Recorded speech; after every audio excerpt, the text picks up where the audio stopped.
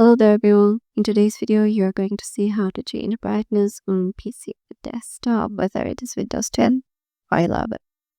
So to do that, head over to your search section and search for settings.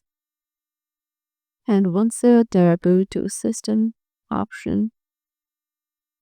And in here, if you go to display, you will find this option of brightness in color and change the brightness for built-in display. And here you can just adjust it with your need, and we're currently using it to 100%. And once you're okay with it, you can just get out of the settings option. So yeah, this is how you can just change the brightness of your PC or laptop. Hope this video will help you out, and make sure to give it to our channel, subscribe and thumbs up to this video, and see you in the next video.